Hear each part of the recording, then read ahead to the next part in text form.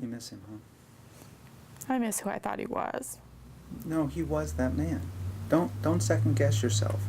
You fell in love with somebody and married somebody who was right for you at that time and place in your life. You know, don't go back and because it's not working now, make yourself wrong for all those years. I'm telling you what to do, and I really shouldn't do that because that's not the therapy thing to do. But it's bad enough you lost it. You don't have to believe that it was never there. I would like to think and believe that it was there. Mm-hmm. I don't know, because he'd been in the military for 10 years before I met him. Mm-hmm.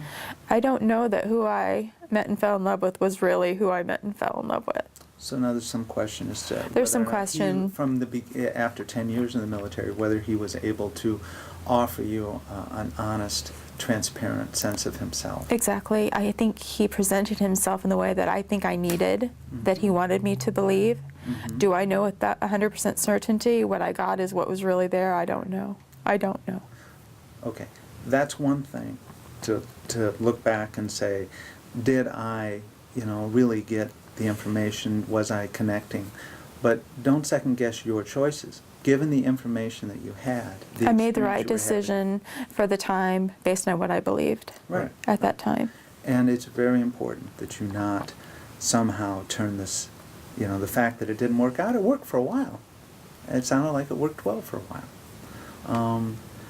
So I'm always interested in this question. Are you feeling okay? Can we I'm keep okay. going? You can You're keep not- going. Okay, well, if you start to feel that tension or you start to feel like it, one of the questions that I always ask people when I'm doing either marriage counseling or divorce counseling, and they're coming in and they're talking about it's not going to work, when they tell me it's not going to work, I often say, when did you know it's not going to work? Do you know, is there a time or a place where you sort of said to yourself, this isn't going to work? And was that when you got married? Or was that a couple years into it? Or was No, that it was the day I got specific married. event, or- It was a specific event on the day I got married. I mean, the day, my wedding, between the wedding and the reception. I can pinpoint, and I should have ran for the hills that very, very day. Okay. Now that's not unusual to hear that people say something happened and I was going, whoa, but you weren't in a place to be able to listen to yourself. I wasn't.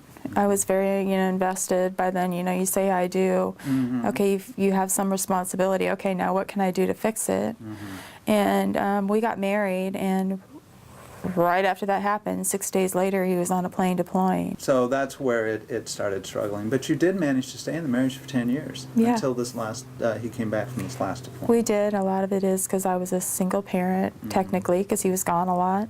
I was a housewife. I didn't have financial means. I wanted to make it work.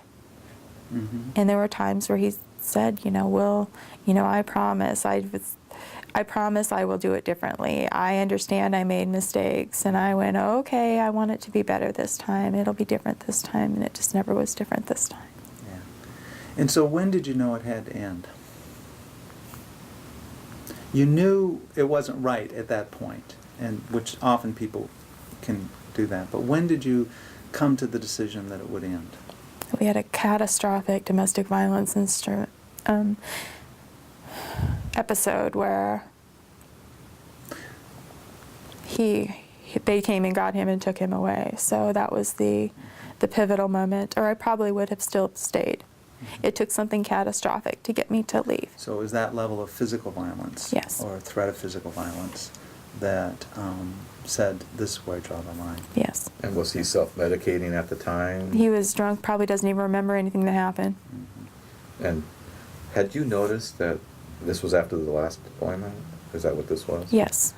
Had you noticed his need to self-medicate? Was he having demons at night, or nightmares, or He had traumas that he nightmares. had expressed with you? During our whole relationship, off and on, certain things would bring it out. Normally when he drank a lot. He'd had problems with alcohol virtually our whole relationship. But when he got back from this deployment, it was really bad. The propensity for violence, the anger, everything was amplified in a way that it hadn't been before. That's one of the things that happens. I could see the buildup. This time was dramatically different and more intense than any of the other deployments.